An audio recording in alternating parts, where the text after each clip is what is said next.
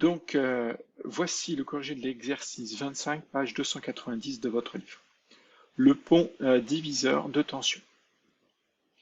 Le montage à pont diviseur de tension schématisé ci-contre est souvent utilisé dans des capteurs électriques. La résistance R2 dépend d'un paramètre extérieur.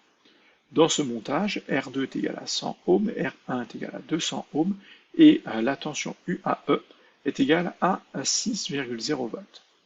On mesure la tension UCD. Citer un paramètre dont peut dépendre R2. R2, donc on nous dit que R2 c'est la résistance d'un capteur. Donc la résistance d'un capteur, on l'a vu dans des activités ou dans des exercices, elle peut dépendre de la température de l'éclairement, par exemple. On vous en demandait qu'un. Ensuite, de A, exprimer UBD en fonction de UAE. Donc la tension UBD, en fait, va être... Alors j'ai un petit décalage de ma tension, je suis désolé.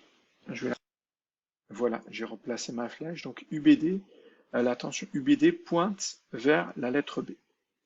Donc c'est la tension donc UBD. Cette tension UBD, dans la maille, je vais donc me placer d'après la loi des mailles dans la maille EABDE. Donc je pars du point E et je vais tourner dans le sens EABDE et revenir au point E. Je vais voir les tensions rencontrées. Et attention, je ne vais pas parler de la tension UCD ni de la tension UBC, mais uniquement des tensions UAE et UBD qui vont être largement suffisantes.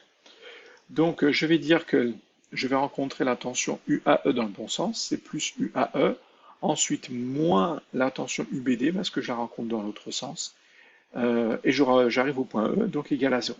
Donc UAE moins UBD égale 0. Si je passe le moins UBD de l'autre côté, j'obtiens UAE est égal à UBD. Mais en fait, la tension qui est ici est égale à la tension qui est là. Jusqu'ici, rien de bien méchant. Donc en fait, ces deux tensions sont égales. En déduire l'expression de l'intensité I du courant électrique en fonction de UAE, R1 et R2. Donc là, je vais partir de... alors j'aurais pu refaire une loi d'émail, mais en fait on va faire encore plus simple. J'aurais pu me refaire une loi d'émail pour dire que UAE moins UCD moins UBC est égal à 0. Donc UAE est égal à UCD plus UBC. Mais je sais tout simplement que UAE est égal à UBD, c'est ce que je viens de prouver, et que UBD, eh bien, ça va être la tension UCD vers le haut et UBC vers le haut. Vu que la tension, ces trois tensions sont dans le même sens, et que on a la tension UBD qui regroupe les deux autres tensions, je vois que UCD et UBC sont comprises dans UBD. Eh bien, je vais dire que UBD est égal à UCD plus UBC. Et donc, c'est égal à UAE, vu ce qu'on a vu au-dessus. Donc, on a UAE est égal à UCD plus UBC. Si jamais vous avez des problèmes, refaites une loi d'émail en oubliant UBD avec UAE, UCD, UBC, et vous allez retomber sur vos pieds. Or, d'après la loi d'Ohm, on sait que UCD, cette tension-là, qui est la tension en borne d'un conducteur ohmique, donc je peux appliquer la loi d'Ohm sur ce dipôle, c'est égal à R2, la résistance du conducteur ohmique, multiplié par I, l'intensité du courant. Nous sommes dans une seule et même branche, il n'y a qu'une seule branche dans ce circuit, donc l'intensité du courant est la même partout, qu'elle soit ici, ici, ici, peu importe. Donc le courant s'appelle I partout, l'intensité du courant s'appelle I. Et on peut aussi dire, appliquer la loi d'Ohm sur le dipôle pour avoir la tension UBC, parce que R1 est aussi un conducteur ohmique. Donc UBC est égal à R1 fois I. Donc, je vais remplacer maintenant UCD, qui est ici, par son expression R2 fois I, UBC, qui est ici, par son expression R1 fois I, et j'obtiens donc UAE est égal à UCD, qui est remplacé par R2 fois I, plus UBC, qui est remplacé par R1 fois I. J'obtiens donc UAE est égal à R2 fois I plus R1 fois I. On peut factoriser, c'est donc I facteur de, entre parenthèses, R2 plus R1, comme c'est marqué ici. Et ici, ce que je veux, c'est l'expression de I. Quand on vous dit l'expression de I, ça veut dire qu'on veut I égale. Donc je veux I qui va être égal à UE divisé par R2 plus R1. Vu qu'il y a une multiplication ici, quand je passe le R2 plus R1 de l'autre côté, ça se transforme en divisé. Donc j'ai UAE divisé par R2 plus R1.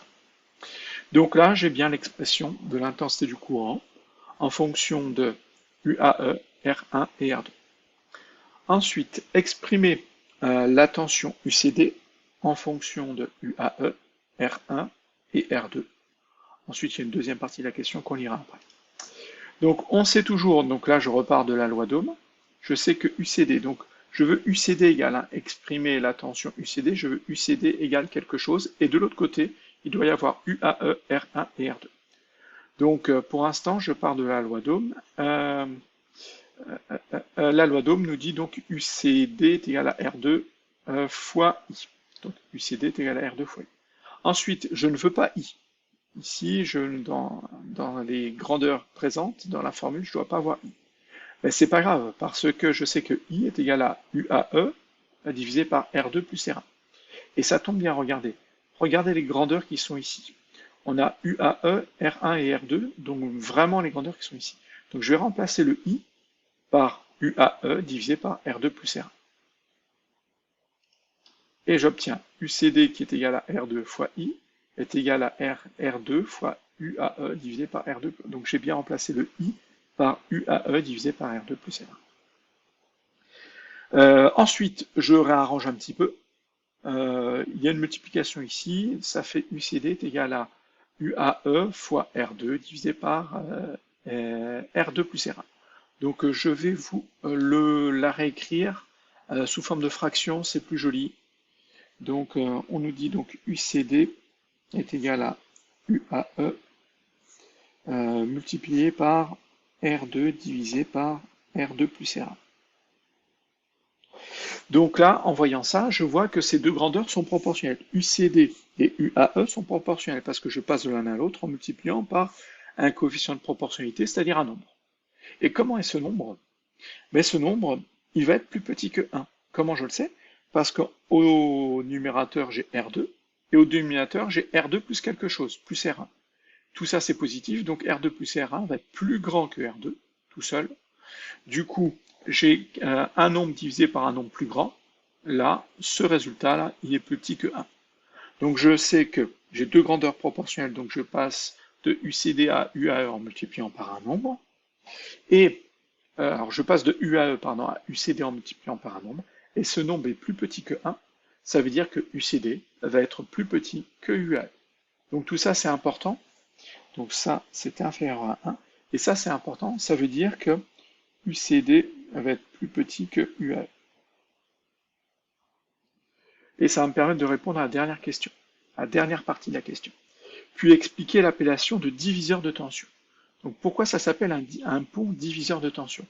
Ben parce qu'au départ, on avait la tension UAE, qui est une tension assez importante, et que si je branche quelque chose sur les points C et les points D, je n'aurai que la tension UCD. Et cette tension UCD va être plus petite que la tension UAE.